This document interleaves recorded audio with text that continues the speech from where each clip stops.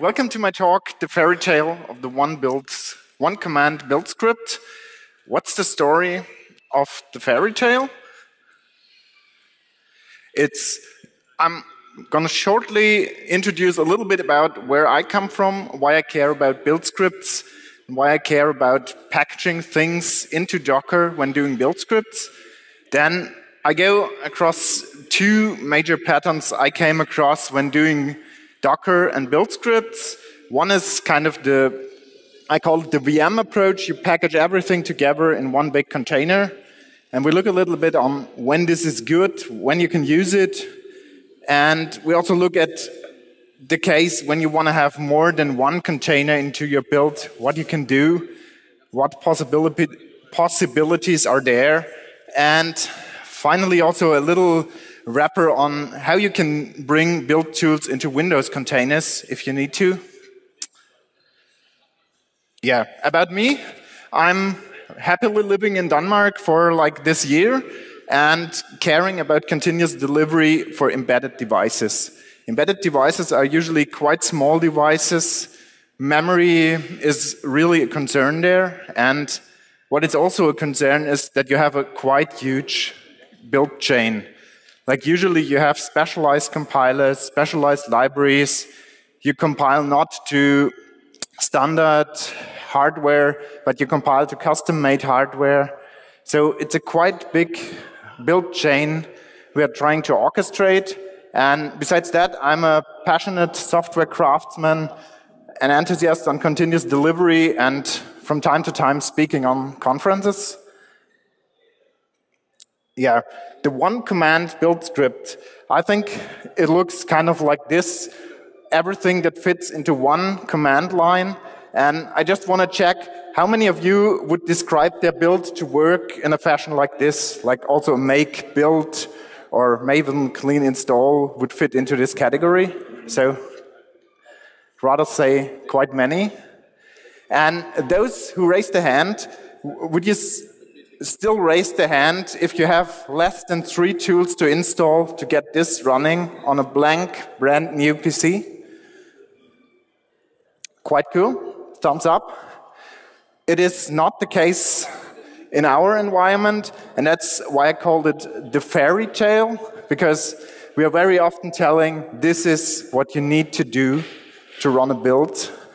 And if you look a little bit behind the scenes, you find out there is more to do. And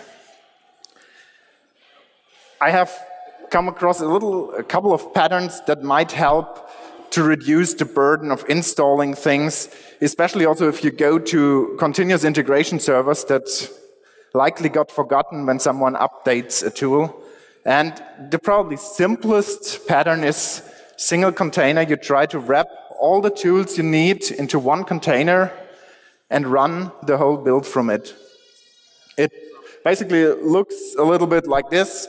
You have a Docker run, nothing fancy. You mount your workspace, and you kick off the command. Simple as this.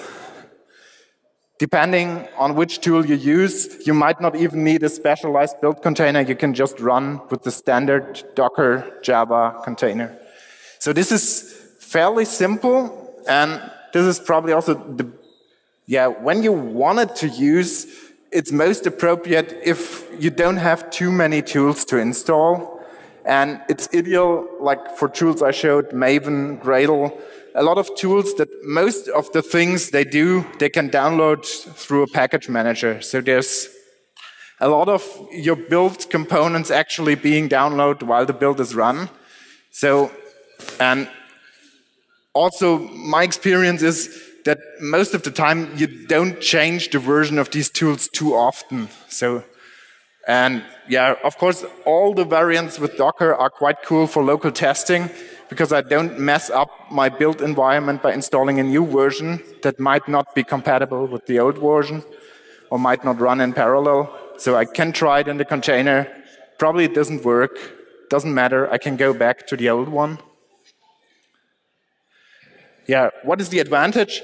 I have basically nothing that I need to modify on my build script. It runs inside a container. I can run it outside the container however I like it. And what is interesting in the environment I come from is it is also quite easy to restore an old built environment. Like from time to time, we're a medical device company, so from time to time people come and ask, well, we need an update for this 2-year-old product. And then you need a built environment somewhere that has the tools to build this 2-year-old operating system or embedded software. And with a container, it's quite easy. You go back to the version you used at those times, and you can restore the built environment. Or you can even, if you didn't have Docker at that time, you could even kind of package up the tools, the old tools for this build. And you're also able, of course, to test new versions quite easily. But there's also a downside to it, or a place where this is probably not the most appropriate one. What is if you have not 1, 2, 3, but probably 20 tools to install, if your Docker file gets quite big?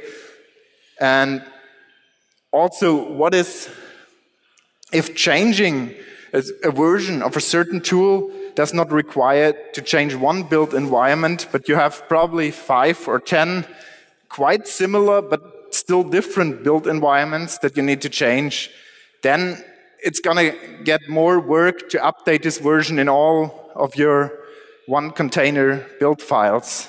And that's probably the point where you're getting into and thinking, well, probably there's something else. There's something we can use despite that and try to orchestrate several containers that just have the single tools installed. Or I put in quotes also chain, because sometimes it's not a single tool, but kind of some tools that are quietly correlated. And as an example, I took a web application, even though it's a little bit artificial probably, but most of the people don't know embedded compilers. Are there any embedded developers here? Well, some, that's quite cool. But basically, you have different parts or modules of your application that require different tools. In this example, you probably have Java in your backend. You have Node.js to run your front end. You probably have some scripting to modify images, and also some shell scripting to do final wiring. If you're in embedded, you probably have like your C compiler for one chip, and you have another compiler for another chip, and also some scripts that kind of prepare the images for final delivery. And your build is basically composed of a chain of different tools, and you try to package them up. And I came across 2 approaches. One is basically using continuous integration server to do this step plumbing. The nice thing is they are quite good in using Docker for this. The second thing is kind of tweak your build scripts and get the Docker run commands into your build scripts. I'd really like to add a third one and saying this is the nice build tool that brings it out of the box. But unfortunately, I haven't found it. If someone of you knows a tool, I'm quite happy to chat about it afterwards. And yeah, the CI approach, I used Jenkins pipeline as an example. What it basically shows is you define your different stages you want to go through in your build, like building the Java application, building the Node.js part, and basically for each stage you assign a Docker container, and all the steps you need for building are then run into this container. The nice thing about CI servers is really that they bring this out of the box. You don't need to script anything, and you still have a kind of a clear view what your actual command is. And it works with most of the available CI servers today. What you need to consider with this approach is, yes, you're running the whole stuff on a server. And you need to think about what is about local builds. What is if you want to build this on your local machine, then you either need to spin up a CI server on your local machine, or you kind of need to push your changes to the server and build them there. A little bit a workaround is what I put here, is basically make quite tiny dependent steps in your build scripts, like build backend, build HTML app, and then use these little steps on your CI server. So you use the same script on the CI server and in the local build. On the other side, you also have the advantage of kind of taking the power of a more powerful, probably cloud-based build environment that can run much more things in parallel than probably your own laptop can do. So when you push to a CI server, you might also win a lot of speed. And if you don't want to run on CI servers, it goes into, you probably want to patch your build scripts to run commands not directly on your local system, but inside a container. And I used Gradle to show, because it's quite easy to read. It works also with MS-Build, with Make. Choose the tool you like. And what it's basically about, you do the same Docker run command as you did with the single container, and you just issue your command for building inside this container. Disadvantage, of course, is if you have many different steps, you need to write this Docker run container thing quite a few times. This is a little more advanced version that kind of hacks a little bit around Gradle, and it basically goes down that you put in front of your actual build command just the word Docker, and then it wraps up the command into running it into a container. Gives you the nice advantage you can build without containers with your local tools as you did before. And if you don't have the tools, you just write Docker builds and then it builds inside a container. And it also takes away a little bit of this, we need to write this Docker run every time we execute a command. Yeah, what's the advantage of this way of doing it? You get a higher modularity because all your single tools are packaged up separately.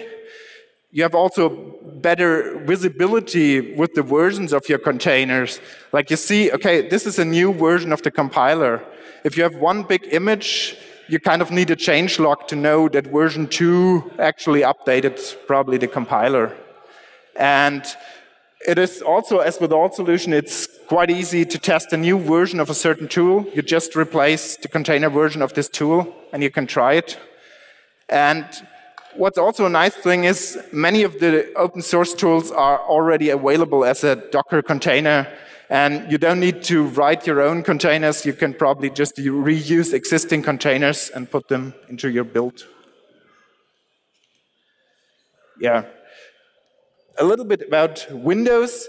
If you're going into building, there is a lot of tools that just do require Windows. And nice, we have Windows containers now, so we're even able to package up these tools into a container. But if you've ever, and I think all of us have, installed something on Windows, it most likely looks something like this. The nice graphical installer comes up, which is kind of the enemy of any automated install, because sadly to say, but even in 2017, a lot of developer tool vendors are not able to provide any silent install to this. So you're basically forced to click through. And probably you're happy, or say it the other way, if you don't have a silent installer, you're quite getting into problem getting this ever into Docker containers, because then it gets really hard putting this into containers. If not, if you're lucky and you can find out what are the flags to set that this installer doesn't show a graphical user interface, it's basically this simple to download the file, which is the second line in the run command. It's a little bit PowerShell scripting saying download this file, and at the next stage, run this MSI installer, give it the flags so it doesn't show any, where do I want to install this kind of dialogues. And with this, you're ready and have packaged up your application into a Windows container. And this gives you the ability also to ship these tools to all your fellow developers, so not everybody needs to go and do the installation, and also gets you the chance to get this on CI servers. This is what we experience a lot. People know, oh, we need to update this kind of compiler, and everybody did, and then you wonder, why does this build fail? And nobody told someone to put it also on CI servers. So containers provide a quite good way on shipping these tools in a generalized way. And as I called the talk the fairy tale, I want to also close up and summarize the talk with the famous word of fairy tales. Like, once upon a time, we as developers spent a lot of time doing something before we could ever do our first build. Then we learned, Docker came along, we can package things into containers, and we developed happily ever after. Thank you very much.